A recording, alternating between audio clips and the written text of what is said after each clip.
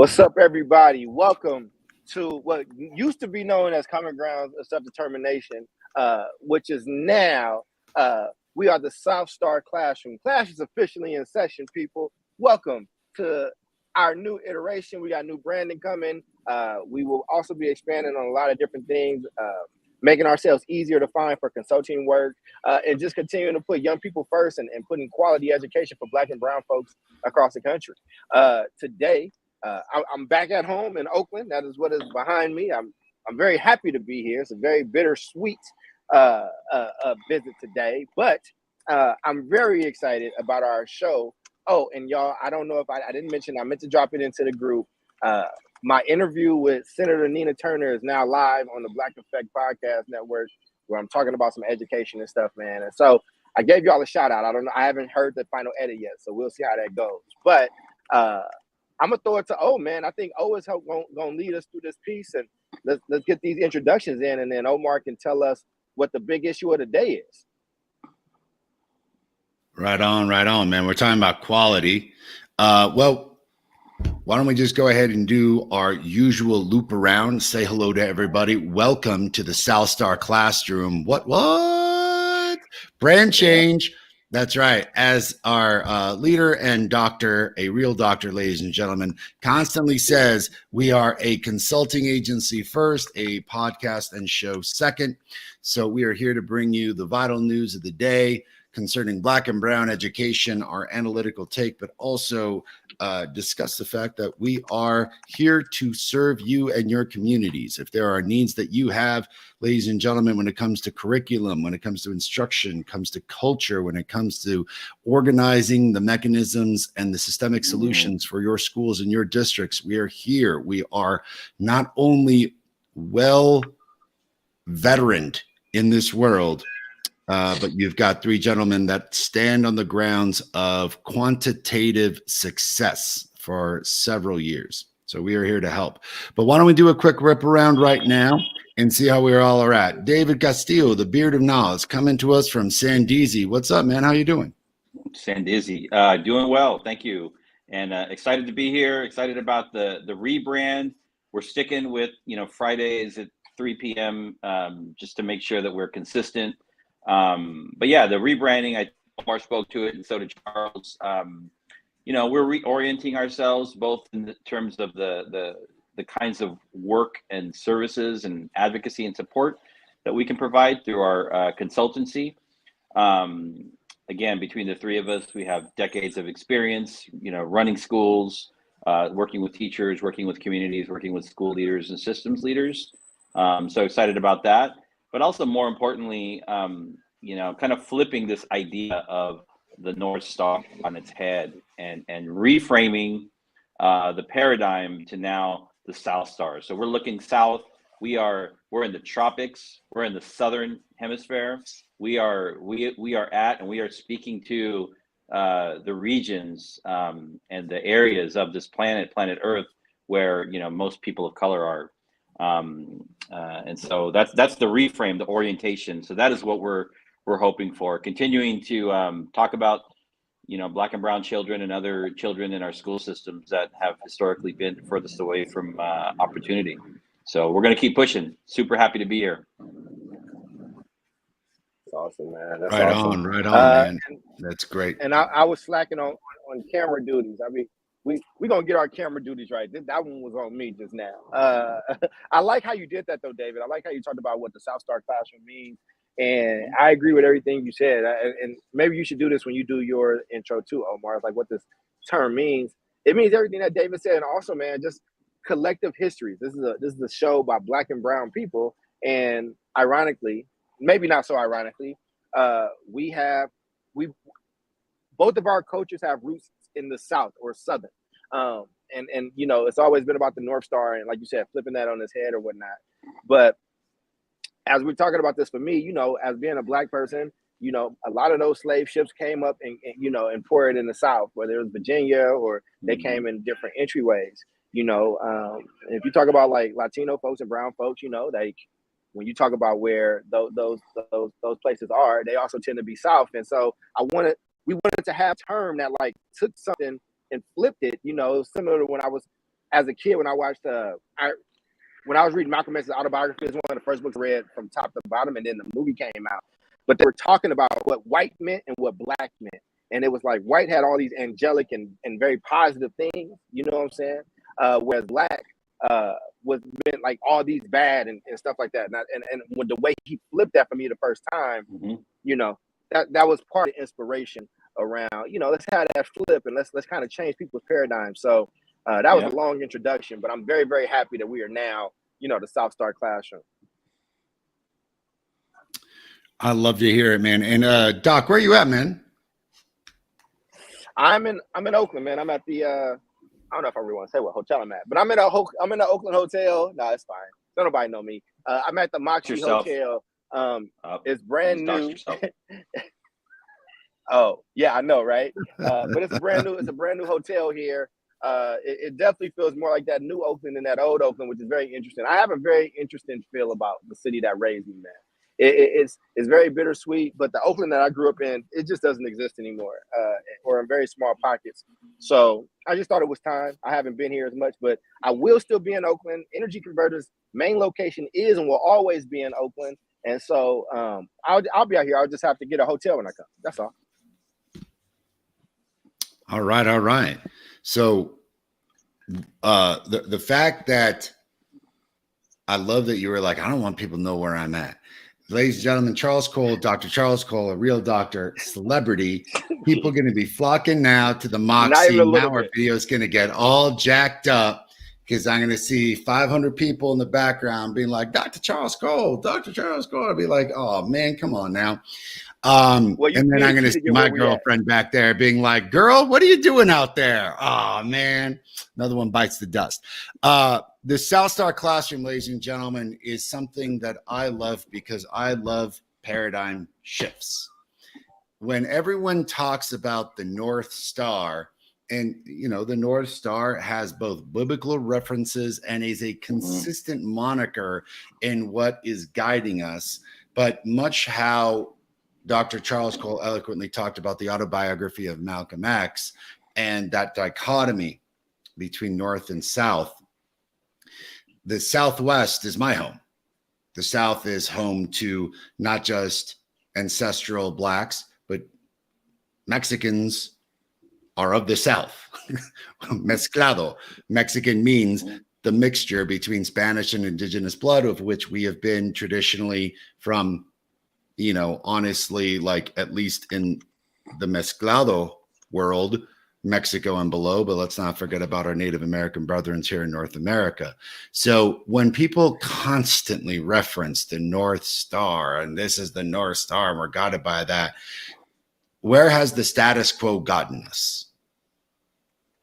If this show and this organization and our schools are about shifting paradigms, reestablishing what should be versus what has been, the South Star is indicative of that paradigm shift to say the North Star has led us only so far.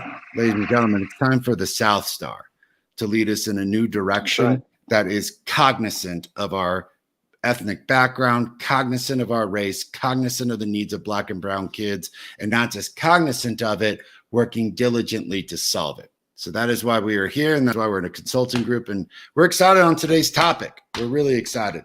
I'm introducing and hosting this topic, but David, you shared a little bit about this topic with us, and why don't you just give us a quick spin? What are we talking about today with Biden, charter schools, the federal government, and the charter school startup grant? Yep. I think number one, what we'll talk about is, you know, we're three like poli-sci people that have studied political science. So I think we'll also approach the topic that we're going to get into from, you know, poli-sci, like how government actually functions, federal government, state, local, around the issue of the federal government, the Biden administration, and some of the changes that they are putting forth sort of in this fast track mode around some of the federal regulations and guidelines for how charter schools are both treated and recognized. That's really what we're going to be talking about. Also, we've seen some pieces. If I had an op-ed, if I had a nickel for every op-ed I read, I'd be a millionaire. They're like op-eds, coming out the wazoo. We're like, oh my God, the sky is falling, sky is falling. And then there's op-eds on the other side that are saying like, actually, this might be a good thing. What we're going to do is kind of thread the needle and help to dissect, what some of these potential changes are to the federal government and how they recognize and treat charter schools through guidelines and regulations. That was long. That was solid. So we're going to kind of break it down and do the prototypical journalistic 5 W's and such. So what is it that we're talking about today? President Biden and the Secretary of Education have essentially said, we have an enormous money. It's about money pot, about $440 million every year that we provide for new charter schools and for charter schools to grow. So to put this a bit into example, when the El Paso Leadership Academy was starting its school for the first time in 2013, before we had a building, before we had anything, we received $800,000 of this funding in order to get our school started. And you're like, holy crap, $800,000. Ladies and gentlemen, that is a drop in the proverbial bucket. That $800,000 was helping to pay my salary, to buy all the desks for 300 children, furniture, laptop computers, starting teacher salaries from essentially August through September, because the way the fiscal calendar works for charter schools is that we really don't get paid until the end of September, when we've demonstrated that we've had students in their seats. Now, this year it's going to be that clock is rewinding back, but that fiscal calendar still exists, meaning the change happens August 30th to September 1st, where I have to demonstrate we have this number of kids. This is where we get paid. If we don't have those kids in seats, we don't get paid. So when you're starting a brand new school, how are you going to hire all the people to get those things started without students there yet? That is what this charter school startup grant helps assist us in doing. Yep. In addition to new charters, it also helps with expansion. So for example, the El Paso Leadership Academy started in 2014 with its first school year with a charter school startup grant that we received in 2013. The El Paso Leadership Academy has now opened 2 new campuses, a middle school and a high school in the east side of El Paso. As a result, ladies and gentlemen, for the middle school and the high school, we received federal startup grants for both, totaling, we were very lucky, $1.7 million, $800,000 for the middle school, $900,000 for the high school. Again, furniture, teaching salaries, some small level of consulting services, all of the computers, all the laptops, all of the textbooks, all of the resources that we need. I mean, that money disappears quick. So what is going on right now is that the federal government, the Secretary of Education and President Biden are saying, we don't really like charter schools. In fact, I hope we play the video clips right now.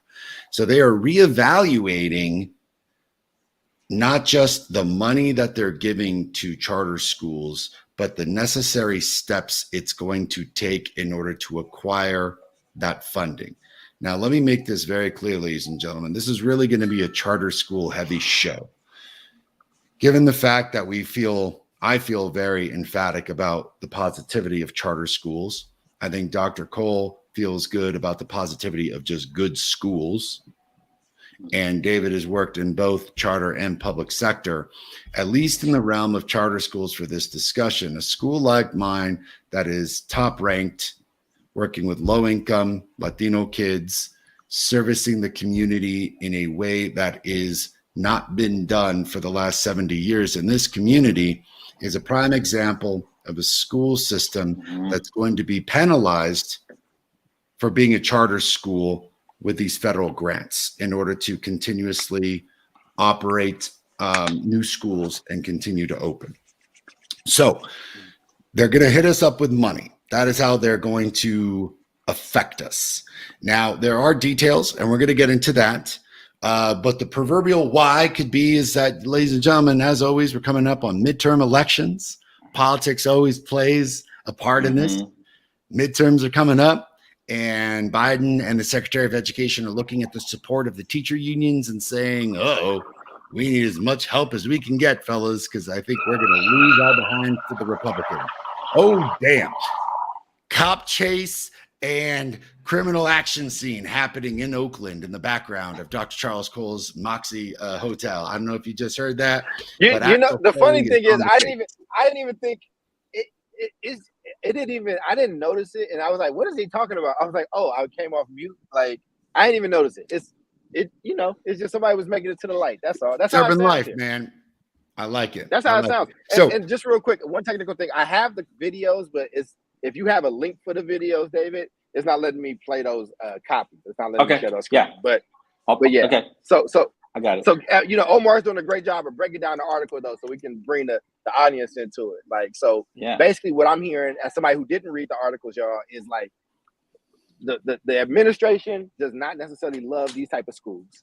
And not only that, there have been different perceptions of what this administration is about to do, and it has caused certain people to have it's caused a lot of people to have a lot of different reactions. What we're trying to figure out is, what did the administration actually say about these schools, and what does that mean for our listeners that have their kids enrolled or might be wanting to have the option to utilize a charter school? Is that what am I with everybody so far?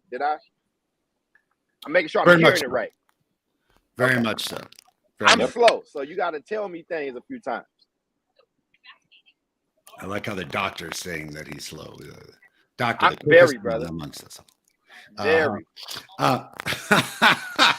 So I want to get us opened up in this discussion just about initial reactions to the decision of President Biden and the Secretary of Education, and the fact that charter schools are prolific. Now, listen, like, charter enrollment's only about 6 to 7% of national charter public school enrollment, ladies and gentlemen. Yep, Same statistic is true in Texas. Only about 6% of kiddos in Texas are in charter schools. You're talking about a very, very small number, but you're talking about a very large-scale public attack on a small group of schools that, while existent across the United States, does not have a very large and prolific student population.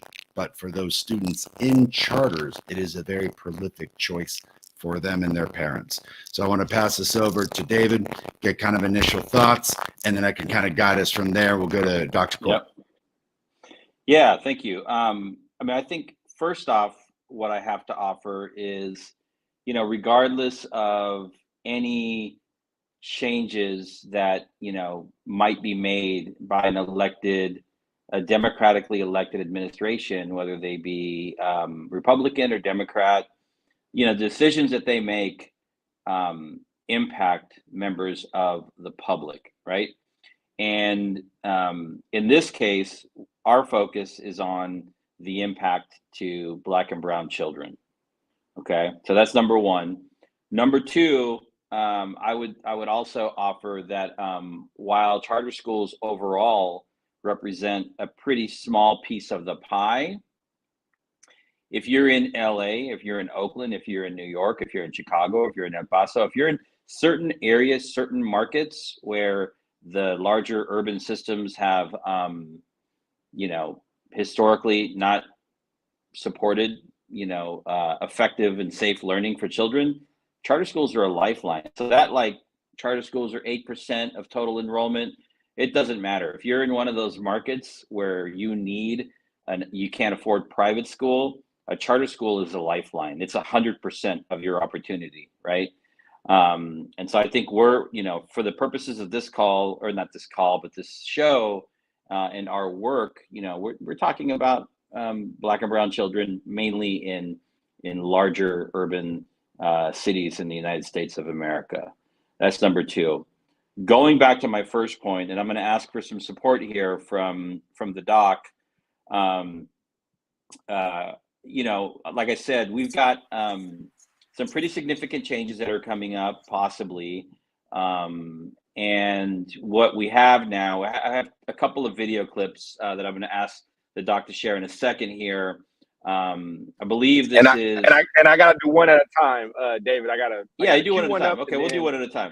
Okay. So, gotcha. so the first video, it doesn't matter which one it is. This is live footage, recent footage of President Biden engaging with families around the potential changes to the charter school regulations. Go ahead. I just want to take the banner off. I got you. I'm gonna take the banner down real quick. Yeah. But yes. Yeah. So okay, let's hear it. Let's hear it. Yeah. If I'm president, Betsy DeVos's whole notion from charter schools to this are gone. Okay. If I'm maybe that was the wrong video. Let's try the second one, Charles. You know, I thought we were going to see Biden engaging with black and brown face around charter school regulation changes. Can we do the second video? Yeah, you got to give me a second. That's what I meant. You got to do it one at a time, brother. But I got you. It's coming up. Yeah. Let's see if that's the right one. But tell me, but where did that video come from? Why don't you break that one down a little bit while I'm getting this one up?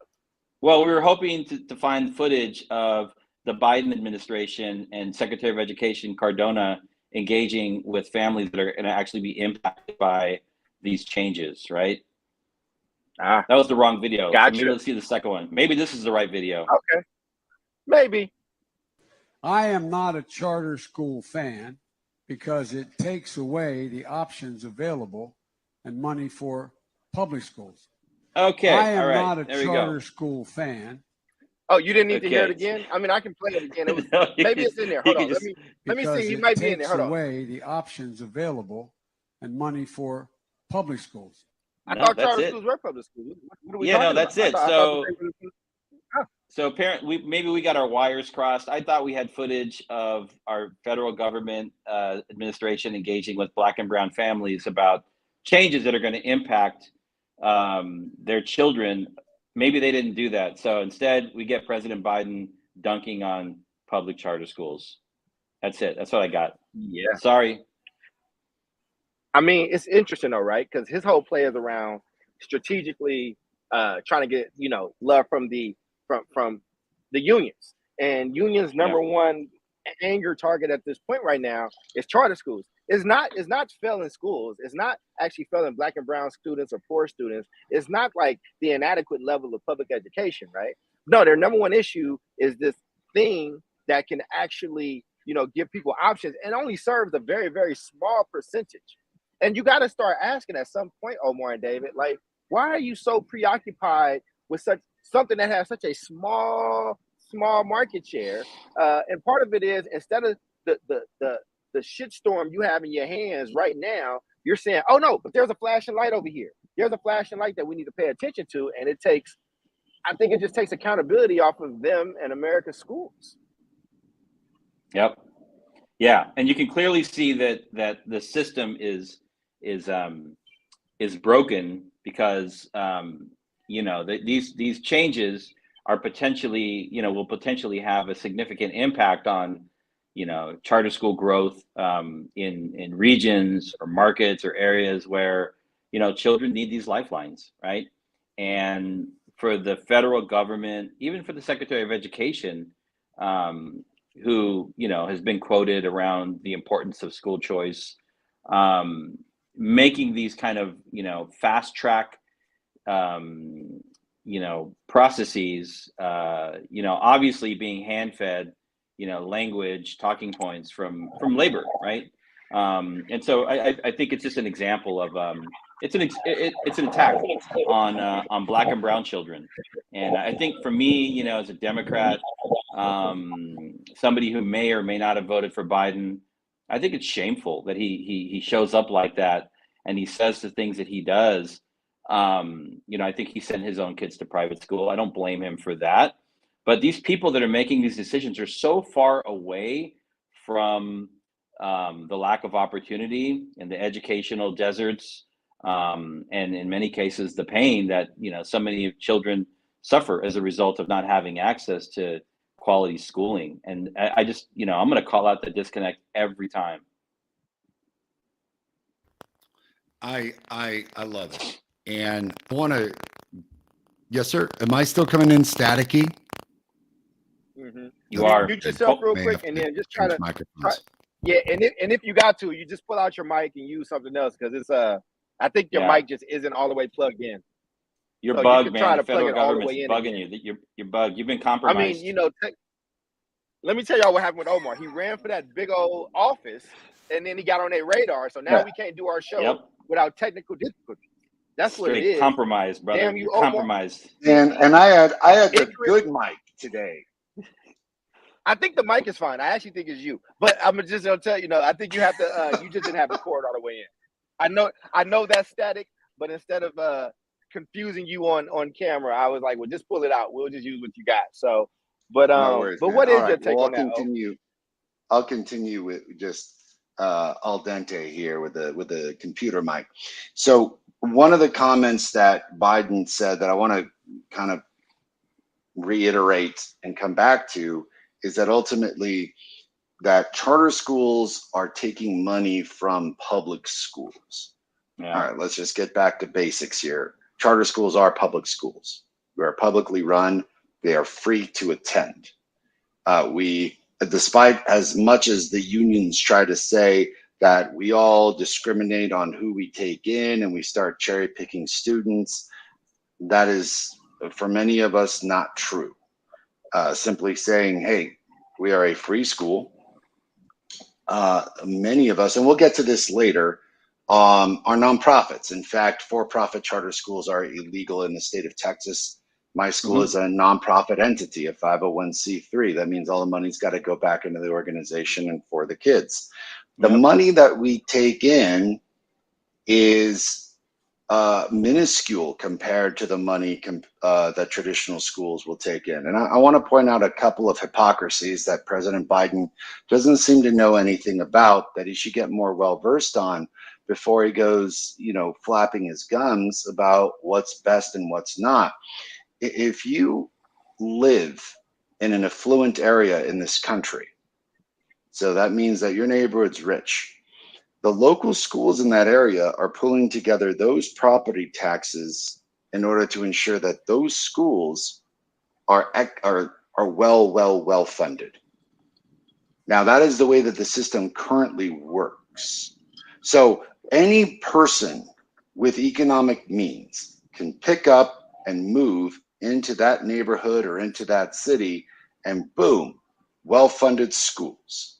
If you are not of great economic resources, which sadly is the situation for so many Black and brown kids, you're in a low-income area where the property taxes in those areas are lower. Therefore, the resources for those schools are significantly lower.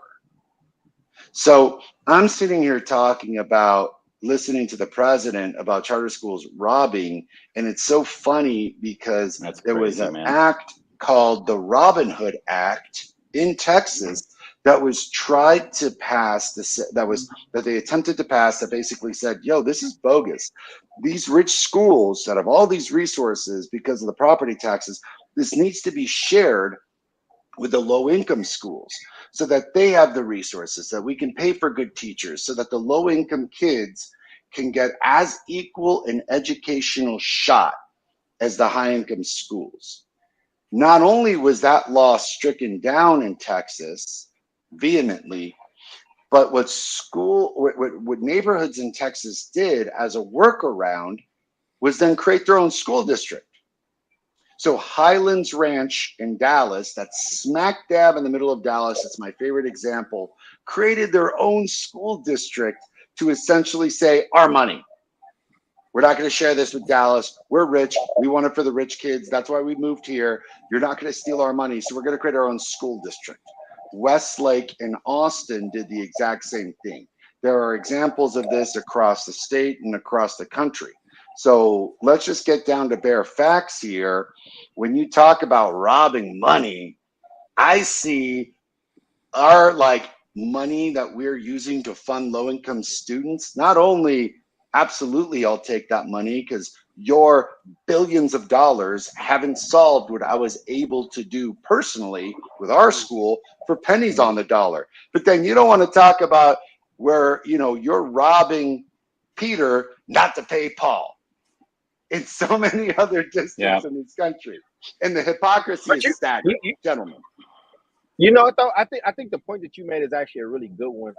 But I also think it's very insider baseball because you run schools. You know what I'm saying? I think for people, and can we put the Oakland person's comment back up, David? I think part of this issue is before we even get to money and all this stuff, man. Like what this person said, while people in Oakland with resources can move, true, Oakland has immense property taxes and still not good public schools, and I think that's absolutely correct. And when you talk about this, is for me, it's less about, you know, all these technical things about money per se, this, that, and the third, as it is about some people just don't want black, brown, and poor people to have options the way that they have options. I've never seen this level of vitriol towards rich people who send kids to private schools or whatnot. Actually, Oakland has some of the best private schools in the country. If we really want to talk about it, and the point that and people say these are public funds. The majority of kids that are attending these schools tend to be poor, or tend to have free and reduced lunch, or tend to not be super balling out of control. Like that's just not how this plays out. And I think that we have to really talk about. This is not a show to cape about charters. I personally don't give a damn if you choose a charter school. I didn't go to any charter schools. I went to all traditional public schools. And Oakland has this thing, especially the union, of blaming charters for education and access and issues in Oakland. But when I was a student in Oakland, there was no proliferation of charter schools. And guess what?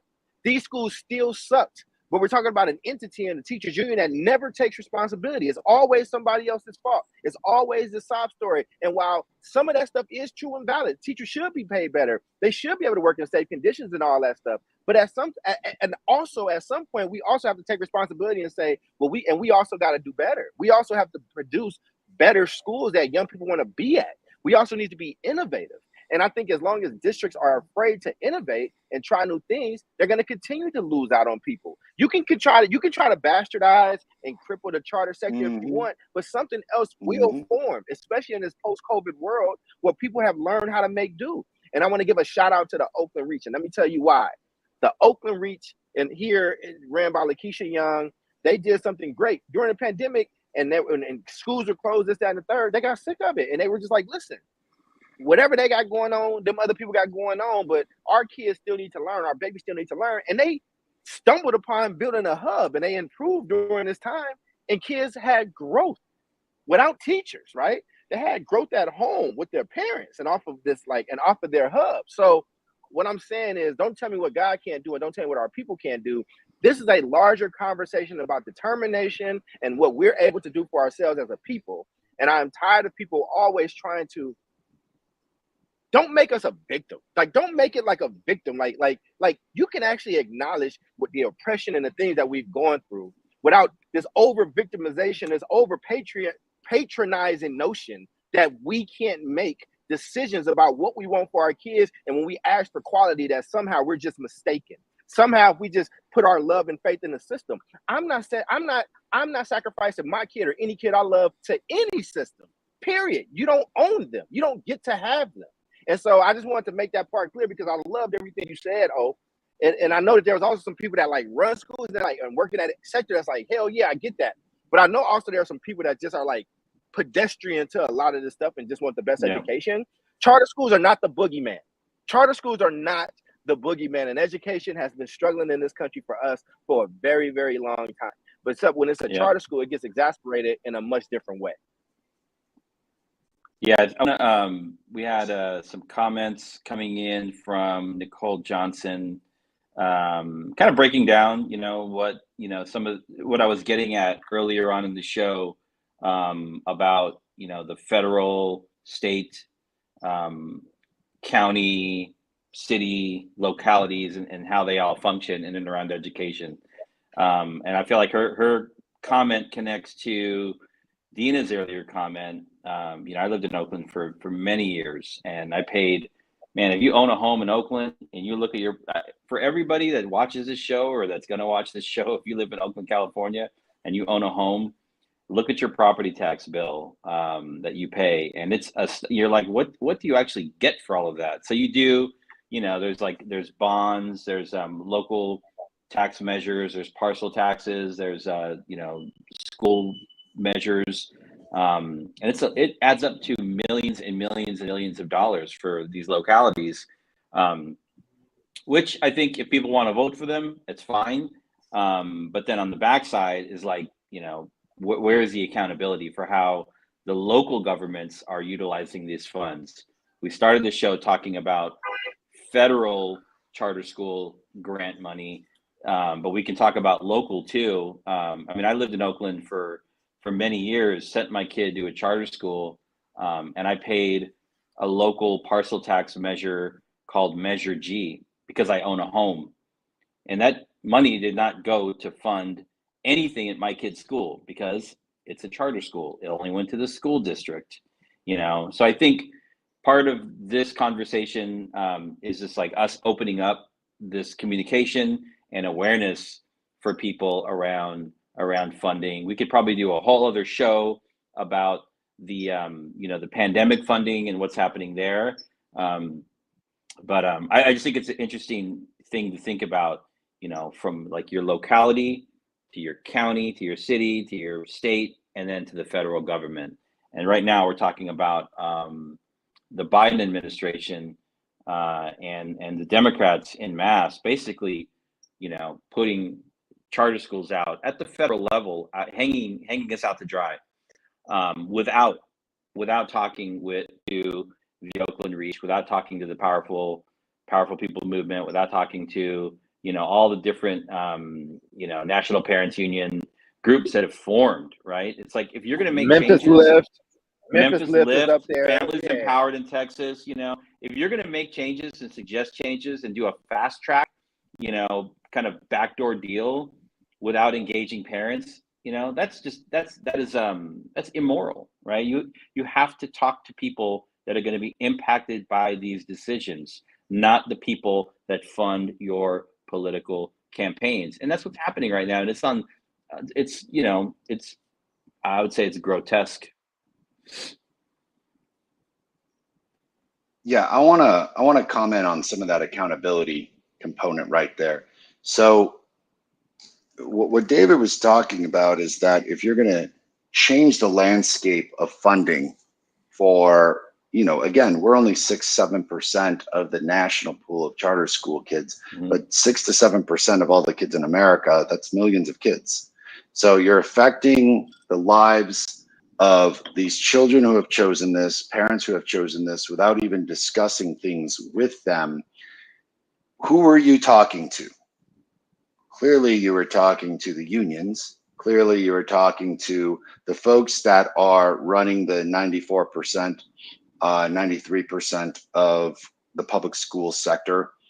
And I just want to get down to brass tacks for just a second before we bring up a couple other issues. What you will constantly hear is charter school people defending themselves. And, I'll do so in just a bit. You'll have heard on or read on these articles or heard that like this is the constant discussion. Charter schools statistically have not proven to be more effective than public schools.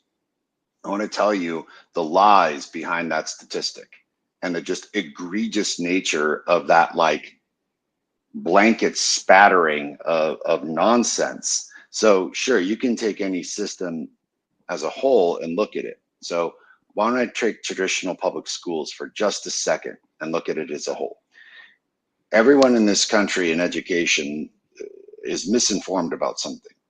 They're like, man, if you look at the way that we're rated internationally, so the international comparison of the United States in reading and math, we're always ranked like 37, 38. We're like behind Cuba, behind Mexico in some respects. And people are like, what the hell? Like, this is the best country in the world. We're the richest country in the world. How the hell are we 38th in education? Let me tell you why.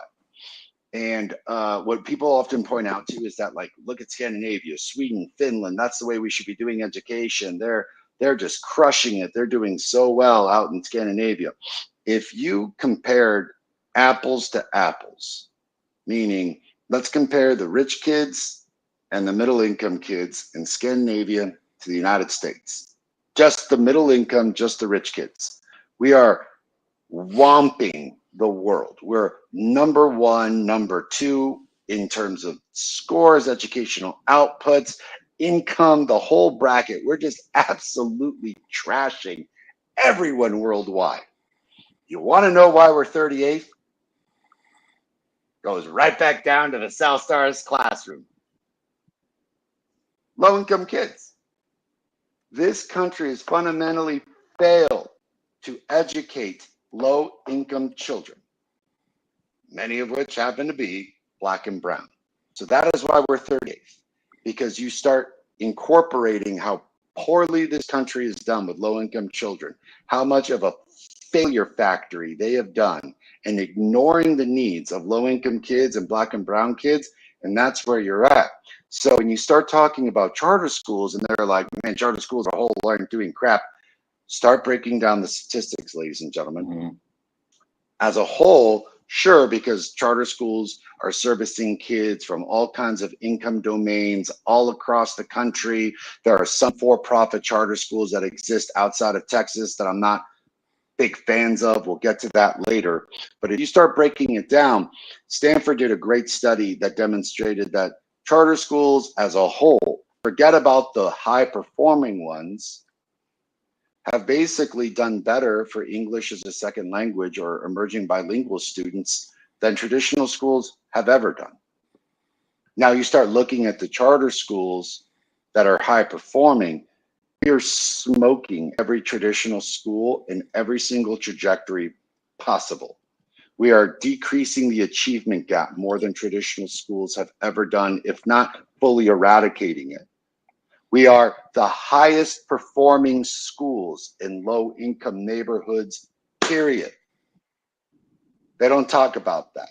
So what we're doing, El Paso Leadership Academy included, is finally figuring out the solution to low-income schools, finally figuring out this is what's working for Black and brown kids, finally figuring out this formula, and then what they're saying is, yeah, we're not going to help you out because it makes us look bad with the unions, which, by the way, just a fun trivia tidbit, my girl, Randy Weingarten, she runs the largest union in the United States, the American Federation of Teachers, the richest union, the most powerful union. She runs that sucker. She loves to lambast the charter schools. And she's like, anything you do, I can do. We can do better. And then she started her own school in New York, run by teachers, with all the resources, all the power, all the intellectual knowledge of the AFT and everything else.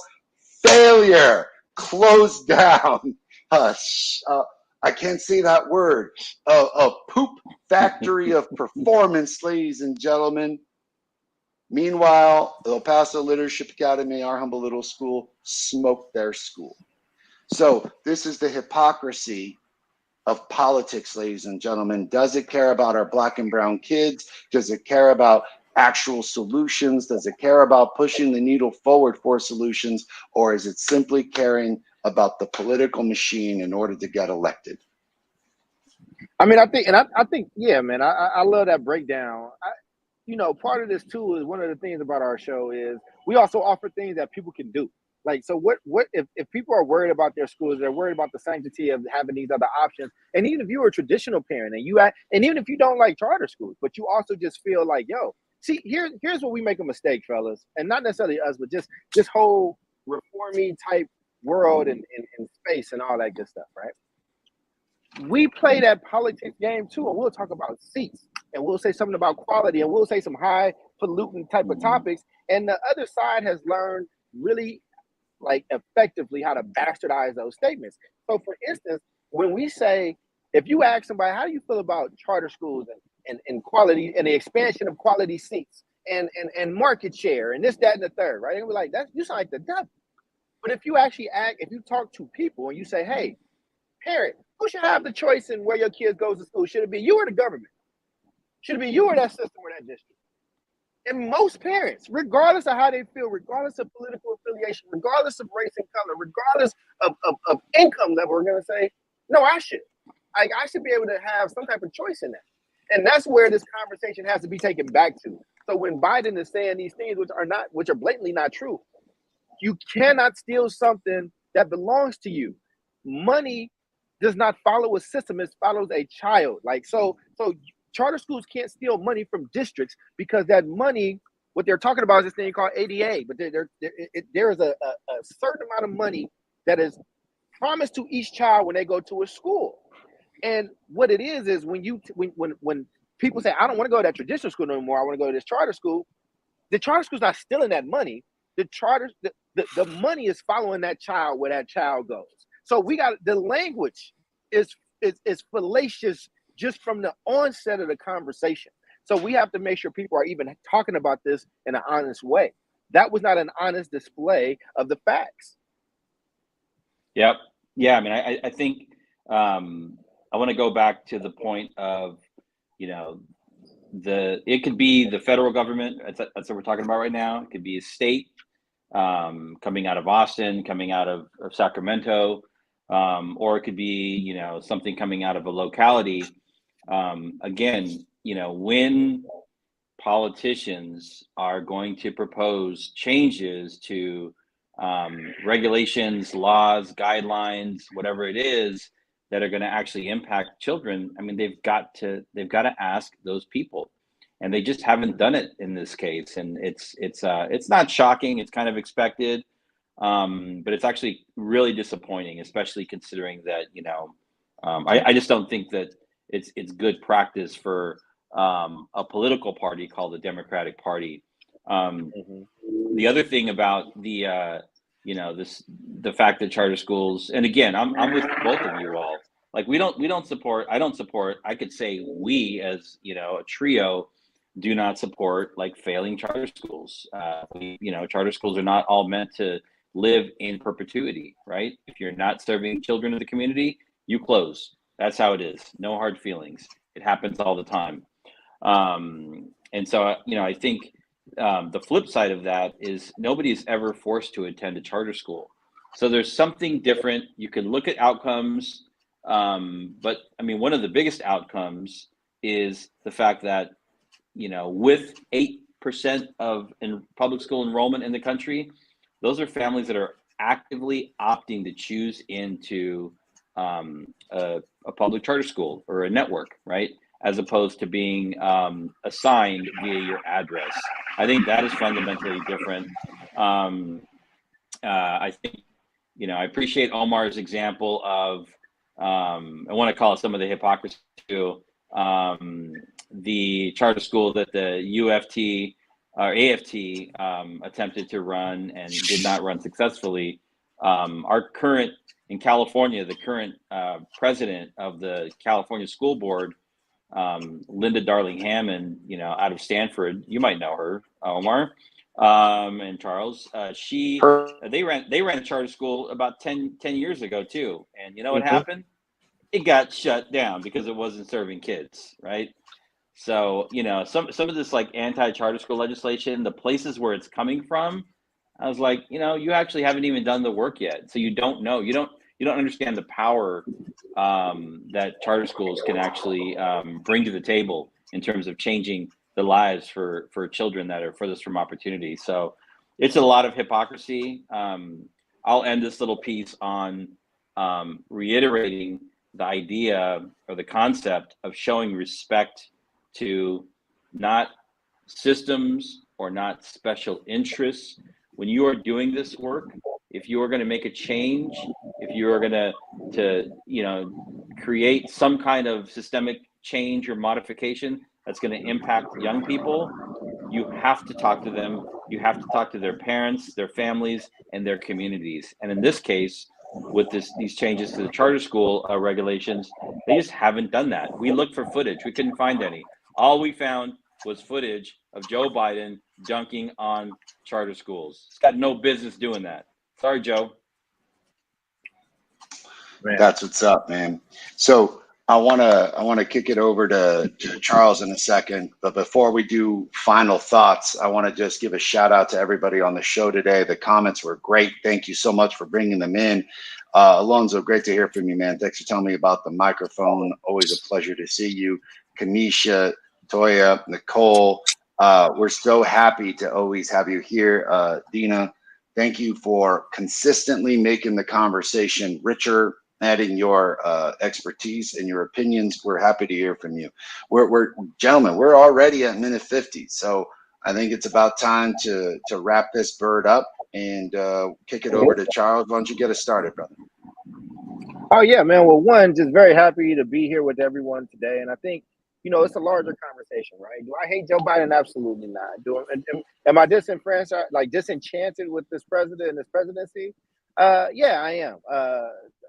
And I still would have hated to have Donald Trump. Like, multiple things can be true at once. And I just want to say, when we're having this conversation about schools and quality, let's start with children. Like, again, I said this in the last show. I said this when I was at the Memphis Lift. I said this on TV, and I said this in a recent talk that I just gave. You have to have some type of vetting system in your mind when you're having these conversations. And for me, it goes children, their parents, their community. Then it goes issues in the school. So after that, it goes, people that work in the building, teachers, administrators. And if you don't have that compass, this is what you end up getting. You end up getting a president who is trying to kowtow to a powerful entity known as the unions, and he'll just say these things flippantly. And because he didn't have public school kids, because he's been privileged for a long time, been able to send his kids to private schools, because he feels like he's trying to represent a larger swath of the country, he's trying to realize these democratic values, which I think that he's actually not doing in this case, as I'm a Democrat and the other people that have been talking here are also Democrats. You've actually alienated the self-determination of people to have their own choice and to be able to make those decisions instead of being logical and asking direct questions of, well, why are parents, Black, brown, and poor parents, choosing these schools in droves? Why are they doing that? Why are they voting with their feet, right? Instead of actually fully engaging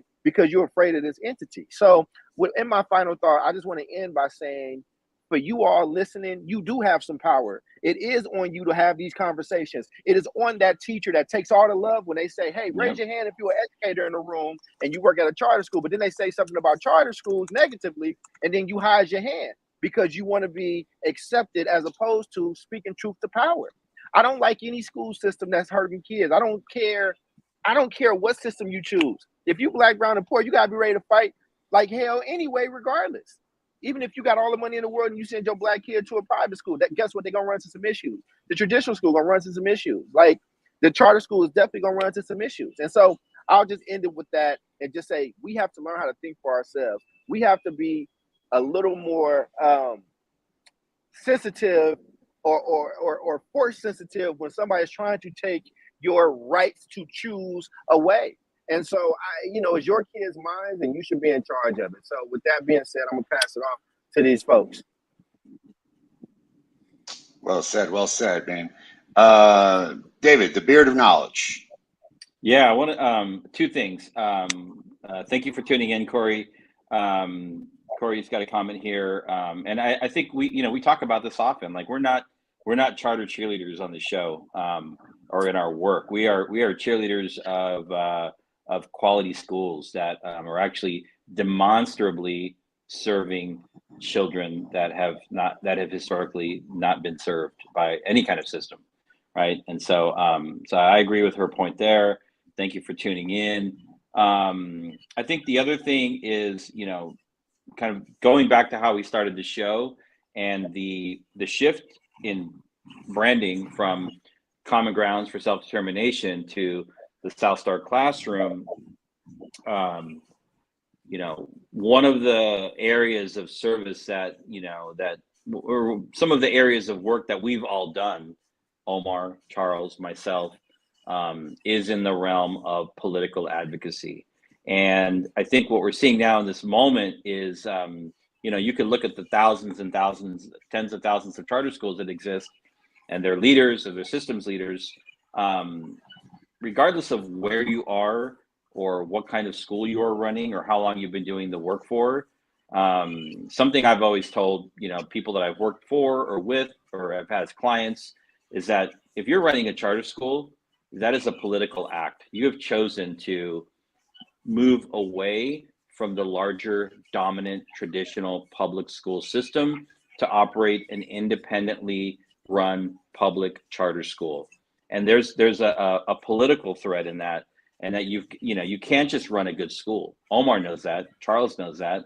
Many of our listeners know that. I've been through it. And so I think, the message here is that, you're running a charter school, you're serving your community, your kids are doing well, they're thriving. God bless you.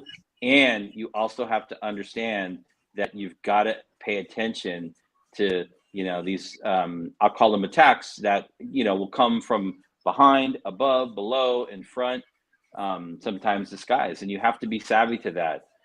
You have to get through and be successful with the political fight just to get to the table to do the work of running schools and serving children. And so I think that's another body of work that I hope we as a consulting group will be able to dive into and support schools as we go forward. Thank you. Well said. So I want to comment on what David said and what Corey said. Thank you so much for sharing those comments. While you can blend a lot of the charter schools to say that like most of them are underperforming and so forth, I want to dive into that statistic for a little bit and then kind of tree for the forest in terms of what charter schools were to be created to do. Let's be honest here. Low-income schools in the United States have been underperforming for 70 years. They have been fail factories that have been absolutely neglected with zero accountability and with zero level of change in order to change that status quo for decades. This is why you see that like the low-income Latino rates for college graduation are still squandered at 7%.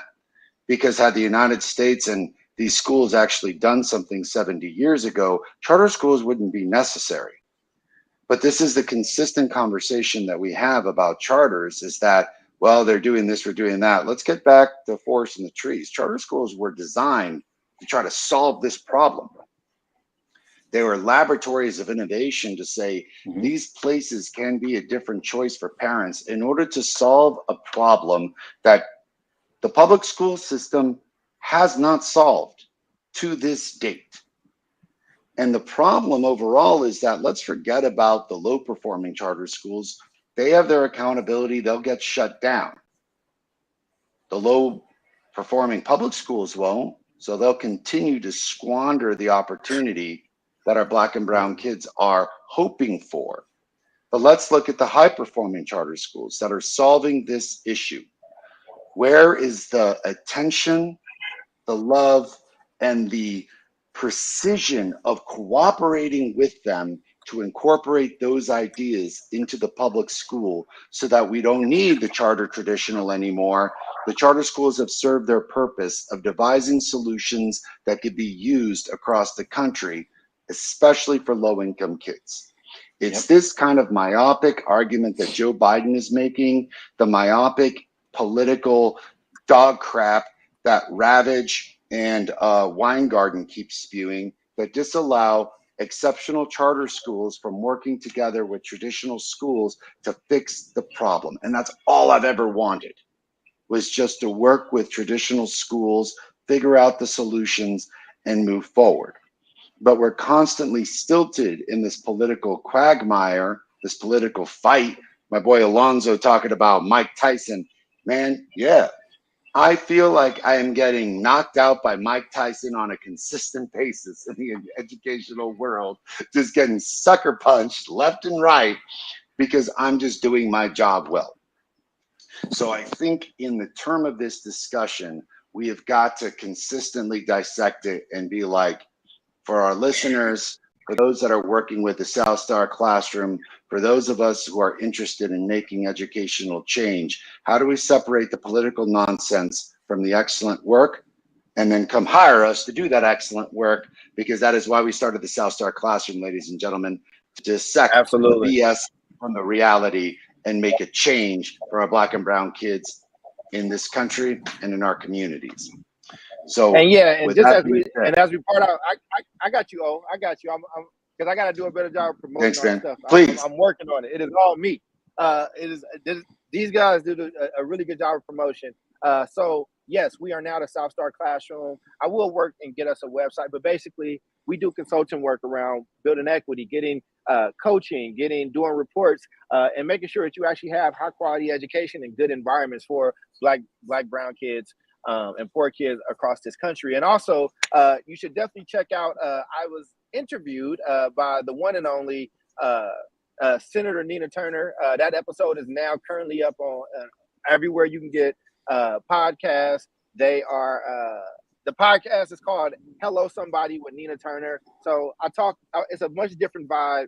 It is a much more laid back interview style. It is not very similar to what we do here and what we do on A Black Hands, where it's more talking heads. It's a much more intimate conversation. But with that being said, there's more to come from these fellas, more to come from us, more to come from the South Star Classroom. And for Omar and David, I've been Charles Cole. Thank you so much to attending class today. Class dismissed.